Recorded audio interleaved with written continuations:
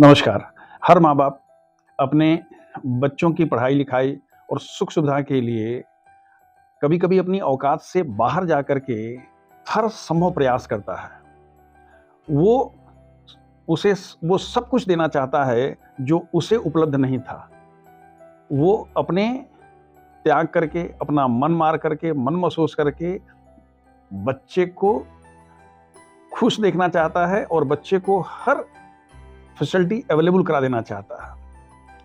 ये स्वाभाविक है कि जब पेरेंट्स इतना करेंगे तो बच्चे से उम्मीद करेंगे कि बच्चा भविष्य में उनका ध्यान रखे, उनका सम्मान करे और आवश्यकता पड़ने पर उनकी सेवा शुश्रूषा भी करे।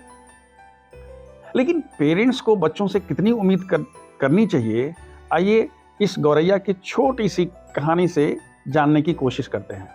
एक गौरैया, घोंसले में उसका नवजात चूजा। गौरैया बाहर से उसके लिए दाना पानी की व्यवस्था करता है, वो मुंह खोलता है, उसके मुंह में वो डाल देता है। धीरे धीरे चूजा बड़ा होता है, पंख निकल आते हैं। गौरैया उसको अपने पीठ पर बैठा करके और नज़दीक के खेत में ले जाता है। वहाँ वो उसे दाना चुगना सिखाता है, धीरे धीरे फुदकना सिखाता है। कुछ दिनों के बाद उसे धीरे धीरे उड़ना सिखाना शुरू कर देता है। जब गौरैया का बच्चा थोड़ा थोड़ा उड़ना शुरू करता है तो गौरैया अपने बच्चे से पूछता है, देखो तुम छोटे हो, मैं तुम्हारे खाने पीने की व्यवस्था कर रहा हूँ, तुमको पीठ पर बैठा के ला रहा हूँ। जब मैं बूढ़ा हो जाऊँगा तो तुम भी मुझे इसी तरह से अपने पीठ पर बैठा के लाना। हमारे तो पंख कमज़ोर हो जाएंगे, फिर हमको दाना पानी की व्यवस्था करनी पड़ेगी। उसके बच्चे ने बड़ी मासूमियत से जवाब दिया।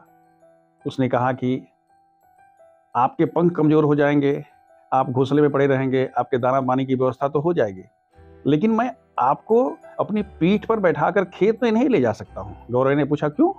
तो बोला क्योंकि उस समय तो मैं अपने बच्चों को पीठ पर बैठा करके और खेत में ले जाऊंगा, उन्हें दाना चुगाऊंगा, उन्हें उड़ना सिखाऊंगा।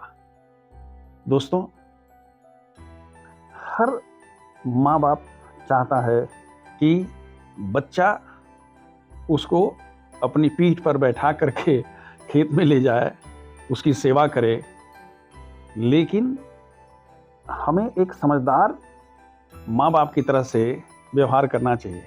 हमारी खुशी बच्चे की खुशी में है। हमें अपने आप को बच्चे की जगह पर रख करके देखना होगा, बच्चे के प्रति सहानुभूति रखना होगा।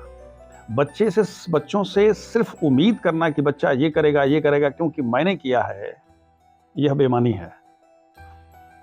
सबसे बेहतरीन तरीका है कि आप जब बच्चे के लिए कुछ कर रहे हैं तो उस समय आनंद की अनुभूति कीजिए। ईश्वर से प्रार्थना करिए कि आपके बच्चे को ईश्वर हमेशा सुखी रखे, आनंदित रखे, ध्यान रखे और आपका भी ध्यान रखे। क्योंकि बच्चे से आप अपने हिसाब से बदले में एक्सपेक्ट करेंगे तो आपको सिर्फ और सिर्फ दुख मिलेगा। इसलिए दुख क्यों लेना है? बच्चे के लिए प्रार्थना करिए, बच्चे के सुख और आनंद का कारण बनिए और उसके खुशी में झूमिए, नाचिए, गाइए। आपके लिए ऊपर वाला है, वो सबका ध्यान रखता है, आपका भी ध्यान रखेगा। शुभ मस्त।